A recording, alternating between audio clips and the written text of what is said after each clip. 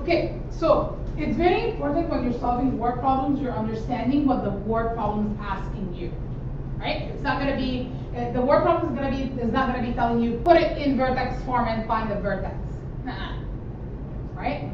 The word problem is not going to be telling you, put it in standard form and find the y-intercept, right? The question is going to be asking you, find the initial point, or what is the initial height, or what is the initial, the starting profit, or the initial profit. So when the question is asking you for initial, what are you actually looking for?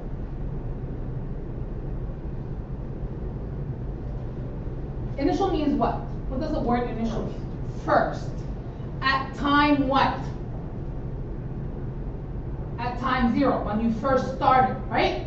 So your first thing. So if I want to compare initial to the maximum, the zeros, or the y-intercept, which one would it be? The initial. It will be the y-intercept, because at time 0 is when your x value is 0. So anytime the question is asking you for the initial, right, you're looking for the y-intercept. And just saw two ways to find the y-intercept. We either put it in standard form, or we plug in 0 for x. When the question is asking you for the break even, or when does the ball touch the ground, or when does this object touch the ground, I'm looking for what? The zeros, right? I'm looking for the zeros, so I have to put it in what form? What? Factors. That's right.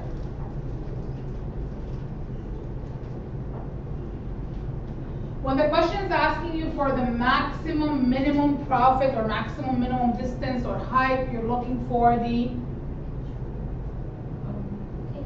which is, it's not h, it's a k, but what do we call it? Optimal value. I'm looking for the optimal value, right? So it's the highest point that it reaches. And what form do I need to have it in? Yes, and which form I mean by, which form I mean standard vertex or factor? Vertex form, and it will be the k value of the vertex, right? Okay? And then point at which the maximum or minimum occur, what do we call that point? So the optimal value is the max or min, yes, right? But when does it happen? When the problem reaches either the maximum or x. So when would k happen? At what value of x? If we have positive, At h, at the axis of symmetry, right? Remember that the vertex has two values, right? It has the x or the h and the k, right? This is your optimal value, the k. The h is the axis of symmetry when the optimal value is happening, okay? So the h is the axis of symmetry, right? And it's when the optimal value is occurring. That's an R. Okay? So the point at which the max and min occur, technically they're asking for the vertex because they're saying point, right? Point means x and y value, right? Technically they're asking for the vertex, but if the question is asking you, let's look at this. Let's go back to our previous question, right? Which is 7,000 and 10,800, right? As a profit. The question is going to ask you, when would you reach, or what is your maximum profit? What's your maximum profit? Maximum profit is, it was 7,000. No. What's your maximum profit? 10,800. 10,800. The maximum profit is 10,800. When do you reach that maximum profit? 7,000. When you sell 7,000 chocolate bars.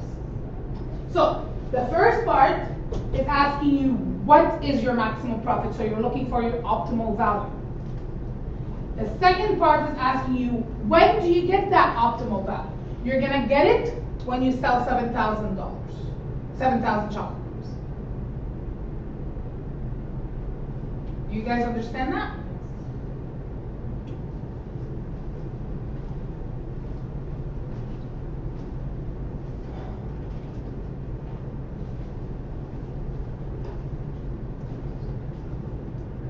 Can I go to the next page? Wait.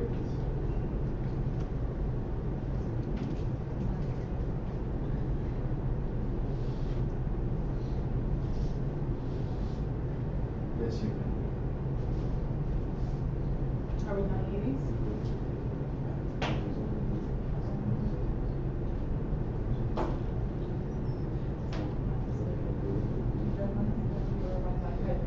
What?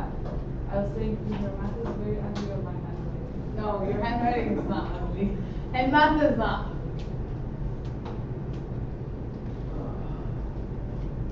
Okay. So let's read this scenario.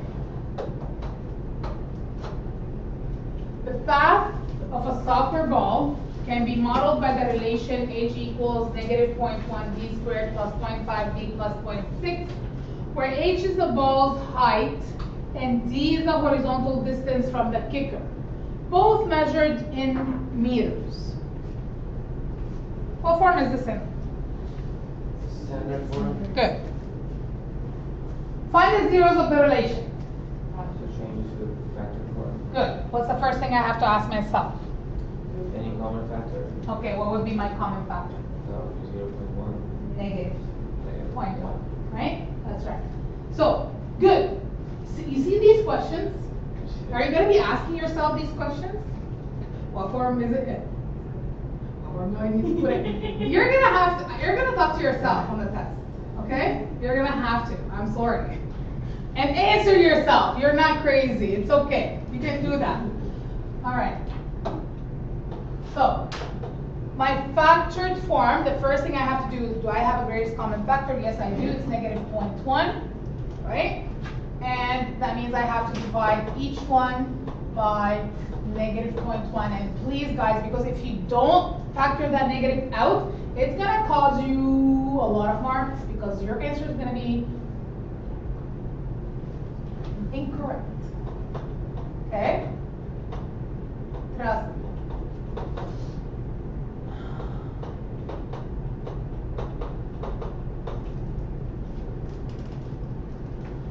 So that's gonna be, so -0.1 divided by -0.1, I get what? D. Positive. D squared, okay? How about 0.5 divided by -0.1? Tell me, positive or negative? Negative. -5d. And then 0.6 divided by -0.1? -6. Good. So, I have to factor this. B is negative, C is negative. So that means I'm expecting what? Square difference. Negative. No. No, Was that like that? it's not difference of squares, no, Yeah, it's not. I'm over the A or the. So I'm looking for two numbers that multiply to what and add to what? Yeah, sum and product. -6. Add to. 1 and 5. Now, before we move on to this, both of them are negative. That means my large number has to be, Large number should be negative. and the small number should be positive. What multiplies to -6? 1 and 6, 2 and 3. 1 and 6, 2 and 3. Which one did you say have to be negative? So negative. Okay. Which one adds -5? The first one. So your two factors are 1 and -6.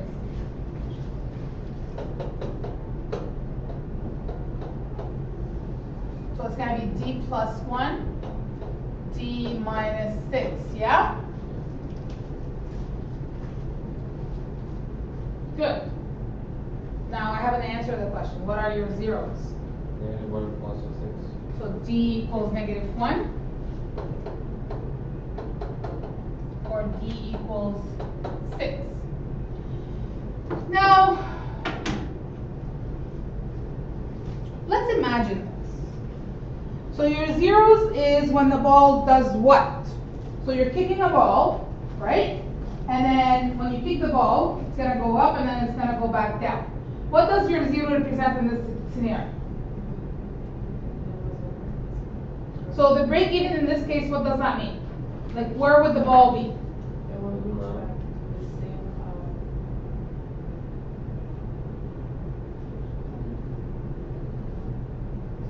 So what would be your height of the ball? What would be the height of the ball? Because remember that I have this. This is the height. And this is the distance from the kicker, right? And I have this. Okay? So, what does it mean that where would the ball be right here? In Reed's scenario, where would it be? Like where's the ball?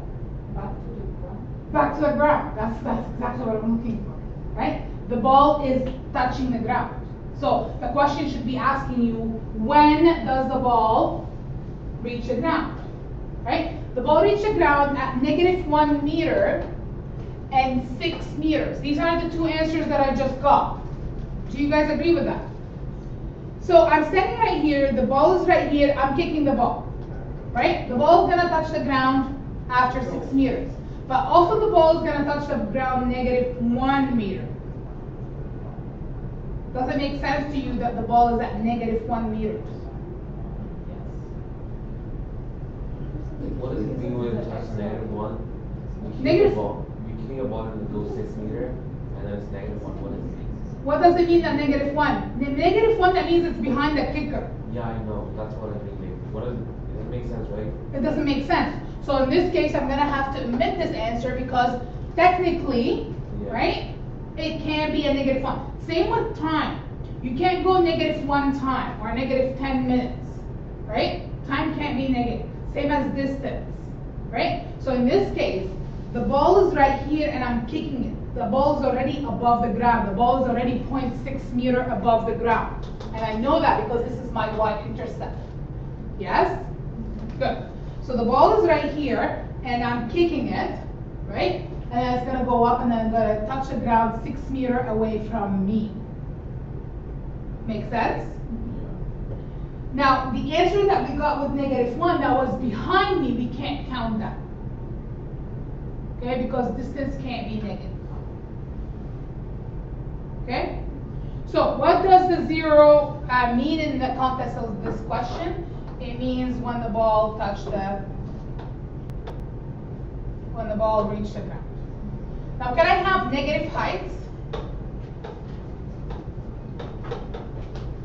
Yeah, underground. That's right. Right?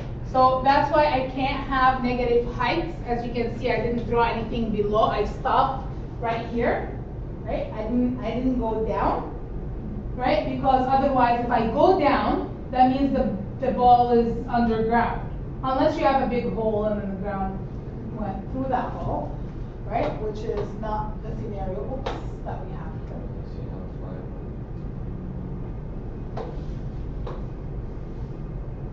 And that's why you see me stopping right here, right?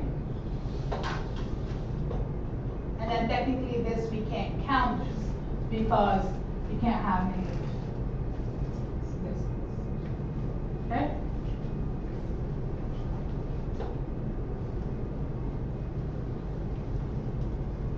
So, what I want you to do right now is I want you to read the next question and I want you to come up with a solution. See what the question is asking you. See what form you need to put it in and answer it. Okay? Okay, so can you just take it first? Take what? Yeah, form.